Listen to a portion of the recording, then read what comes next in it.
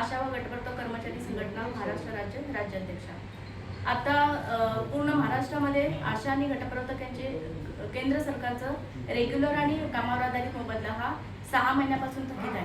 त्या अनुषंगाने आपण जिल्ह्याकडे पाठपुरावा केला, त्या अनुषंगाने आपण राज्याकडे पाठपुरावा केला, आयुक्त प्रधान सचिव यांच्याकडे पाठपुरावा केला आणि त्याच्यासोबतच आपण हा केंद्र स्तरावरचा विषय असल्याने खासदार माननीय धनंजय भाडिक साहेब यांना सुद्धा आपण केंद्र स्तरावर प्रश्नासाठी आज सविस्तर निवेदन देऊन त्यावरती चर्चा करण्यात आलेली आहे।